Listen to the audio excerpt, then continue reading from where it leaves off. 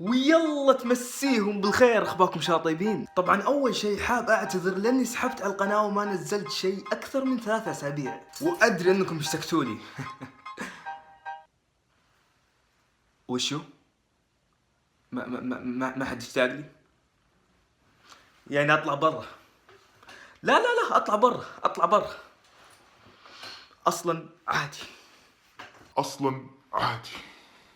حرامات بعد ذاك التعب كله غير وياك السلة تكمل القهر. وطبعا في خلال اسبوعين بس قدرنا نوصل اكثر من 5000 مشترك.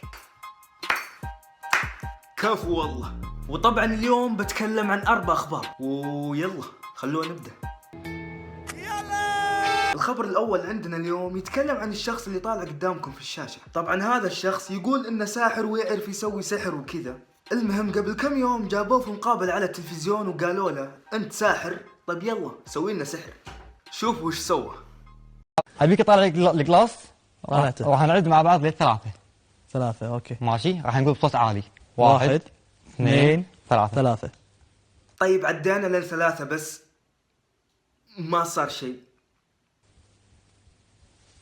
ما صار شيء. قوتك مو قوية. 1 2 2 3. 3. روح. هاي بينكسر. يمكن تكسره؟ لا مو راضي يتحرك، يعني المفروض انه يطير. يطير هذا إيه، يطير؟ المفروض انه يطير. شو يطير يا ابن الحلال؟ هو المفروض انه يطير بس ما طار.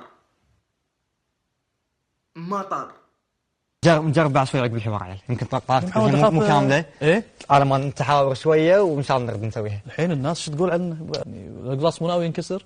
هو قلت لك بيطير ما راح ينكسر. بيطير؟ هذا ايه؟ ما ادري والله، لا مو ناوي استنى. شوف لان انا اقول شنو مشكلتي؟ ايه؟ صالحة صديقتي، هاي صديقة وهمية بالنسبة لي. ايه؟ فهي يمكن مزاجها مو عدل اليوم، ما ادري شنو اقول لك. صالحة مو راضي تكسر القلاص. تعتذر. اي صالحة تعتذر.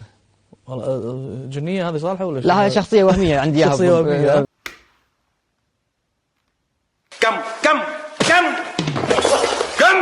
بارك الله فيك. والخبر الثاني عندنا اليوم يتكلم عن بنت صغيرة تربي صراصير. بالضبط صراصير. البنت هذه كان عندها 5 صراصير بس، لين بدأت تجمعهم وصار عندها أكثر من 1000 صرصار. أنا أدري إن الخبر هذا بيجيب لكم قشعريرة، عشان كذا أنا الحين بوريكم الفيديو حق البنت، بس اللي ما يبي يتنرفز لا يشوفه.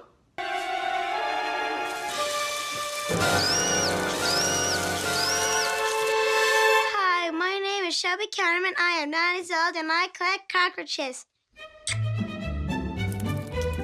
When I started collecting roaches, I only had 5, and now I have thousands.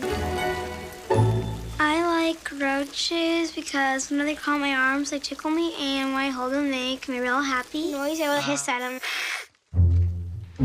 The exoskeleton is their bones on the outside of their body. They shed their exoskeleton and they turn snow white for just a couple of hours, and then they get their normal color back.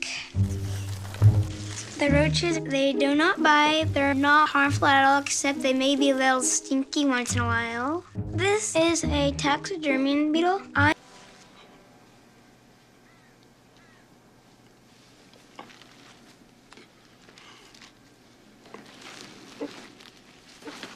والخبر الثالث عندنا اليوم يتكلم عن سعودي ينتحر عشان حليمة بولند. طبعا حليمة قبل كم يوم طلعت في برنامج وقالت ان في شخص سعودي كان بينتحر عشانها. بس دقيقة قبل لا اضحك شوفوا الفيديو. شو أسوأ شيء عمله معجب؟ موقف معين قطعت فيه؟ اللي هو التهديد بالانتحار اللي صار في من كتبت عنها جريدة الرياض السعودية. مواطن سعودي راح السفارة السعودية في دبي هدد بالانتحار إذا ما تزوجني. وقتها أنا اوريدي متزوجة يعني. مش تقولي يعني شو متزوجة.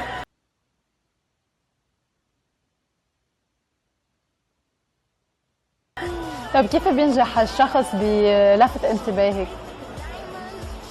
صعب مش هين أبدا. عمي بلا وايد وايد وايد وايد وايد. يا كذاب يا كذاب يا كذاب يا